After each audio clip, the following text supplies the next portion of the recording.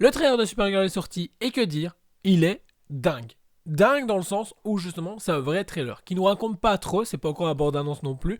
Il nous pose les bases, il nous montre justement le caractère de Supergirl qui est vraiment bien trempé et on sent que c'est un personnage qui va évoluer dans son propre film et va peut-être nous parler un peu plus que Superman qui était très justement lumineux, très solaire. Il y avait ce côté très espoir. Ici on est vraiment sur un personnage qu'on sent qui est complètement perdu et qui va certainement se chercher et se trouver pendant ce film, et ça c'est plutôt bien. Je trouve ça sympa d'avoir justement le contraste entre Superman et Supergirl. On va peut-être même avoir des petits flashbacks, peut-être sur ce qui s'est passé justement par le passé, pourquoi elle est vraiment comme ça. J'espère, en tout cas, ils nous donneront des explications. Et bah, nous teaser peut-être à la fin le grand méchant qui arrive dans Men of Tomorrow, Brainiac, qu'on attend avec impatience, que le casting devrait tomber prochainement parce que le tournage débute en avril-mai. Donc du coup, j'ai vraiment hâte de savoir qui va jouer ce personnage. La bande-annonce est assez explosif. On sent comme quoi il va y avoir énormément d'action. On sent comme quoi il va y avoir des bagarres. On sent aussi également que Supergirl ne gagne pas tous ses combats, de ce qu'on peut comprendre. Et c'est tant mieux. On peut pas avoir des personnages overcheatés là maintenant tout de suite, comme dans le film Superman. Les gens avaient reproché que Superman était un peu faible, mais on peut pas nous mettre un personnage trop OP maintenant, sachant ce qui va arriver. Il y a Brainiac et peut-être dans la phase 2, Darkseid. Darkseid n'est pas prévu pour cette phase-ci du tout, donc du coup, il nous faut le temps que nos personnages montent en crescendo. Ici, on sent que ça va être le cas aussi. Je pense que à la fin, à la fin du trailer, à un moment donné, on voit qu'elle elle a son costume bien mis, machin, ça sort justement sa trench coat. Je pense que c'est à la fin du film où justement là, elle comprend qui elle est et ce qu'elle fait là. Et qui nous mènera justement à la suite dans Men of Tomorrow. Il y aura de l'humour forcément. On sent qu'il y a des scènes dramatiques. On la voit en train de justement pleurer et j'ai l'impression qu'elle s'apitoie un petit peu de ce qui se passe. Et côté on a l'humour forcément. Elle va lancer certainement justement des punchlines. Et il y a Crypto qui est toujours là. Alors, je pense qu'il sera moins présent que dans le film Superman, qui a été beaucoup reproché. Mais il sera là pour amener forcément les doses d'humour et le côté plus léger. Pour justement avoir pas trop justement ce côté trop lourd. Parce que, voilà, ils veulent garder le côté espoir, le côté justement où donner envie aux gens d'aller de l'avant. Tout ce qu'il faut à l'heure actuelle, je trouve, dans notre vie maintenant. On peut apercevoir Lobo.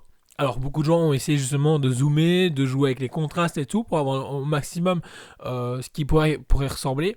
Il a l'air hyper fidèle aux comics visuellement. À voir s'ils vont mettre son bulldog, à voir si on va avoir la moto spatiale aussi également, et le voir en action. C'est ça qui va être vraiment intéressant. Jason Momoa qui prend les traits, qui incarne parfaitement visuellement le personnage. Mentalement, logiquement, c'est ce qu'il fait dans tous ses rôles, donc du coup ça devrait vraiment pas poser problème. Mais franchement, ouais, c'est convaincant. Curieux de voir comment il va interagir avec Supergirl. Est-ce qu'effectivement la fight entre les deux va avoir lieu ou pas dans le film, et potentiellement nous annoncer gentiment qu'il y aura une série sur Lobo ou un film sur Lobo. Je verrais plus une série sur HBO qu'autre chose, mais bon, à voir avec tout ce qui se passe actuellement du côté de Warner. Mais ce trailer est d'une manière ou d'une autre confiant et me rassure sur le fait qu'au début je me dis Supergirl au cinéma, est-ce que ça peut vraiment le faire? Et en ayant vu le trailer, je me dis ouais. Pourquoi? Le film Superman avait hyper bien fonctionné, ils sont super contents, 150 millions de dollars de rentrée supplémentaire de gains, donc ça c'est cool pour eux. Et déjà il y a Crypto, c'est l'air de rien, c'est un merchandising de fou, parce que les gens avaient bien aimé et je l'ai bien vu au travail, comme quoi les gens achetaient Crypto. Parce que c'est le chien marrant, c'est le chien que tout le monde rêve à avoir, mais sans les super pouvoirs. Ouais, on va se dire clairement. C'est Supergirl, c'est une femme forte qui apparaît. C'est une femme forte qui est au cinéma, et en plus de ça, qui ne sera pas sexualisée. Et tant mieux. Franchement, ça fait plaisir. Et qui n'aura pas le côté nunuche, je pense, et tout ce qu'on peut connaître des fois de certains films bidons qu'on peut voir à Hollywood. Donc ça fait plaisir, mais ça va rester un film de super-héros. Et on le sent dans toute la bande-annonce, c'est un film de super-héros. Il y a des codes qu'on peut voir dans les Marvel, il y a des codes qu'on voit dans d'autres DC.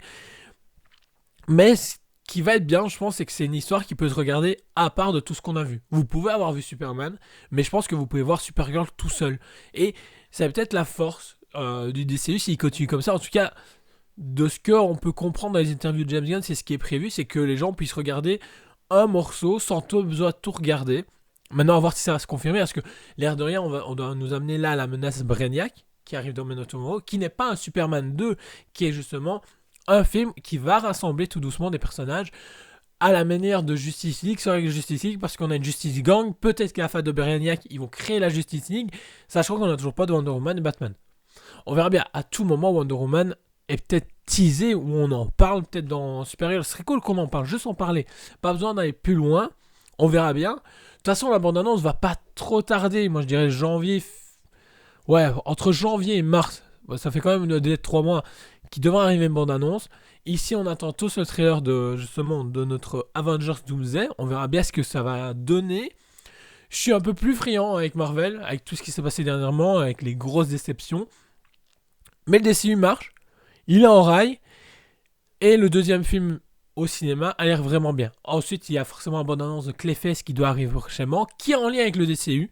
Donc, on verra bien. Ce que ça a donné, franchement, voilà. Donc du coup, n'hésite pas à me dire ce que toi t'as pensé du trailer de Supergirl en commentaire. Est-ce que tu as hâte ou pas? Franchement, j'ai hyper hâte. Et on se retrouve, j'espère en tout cas, très vite pour une prochaine vidéo.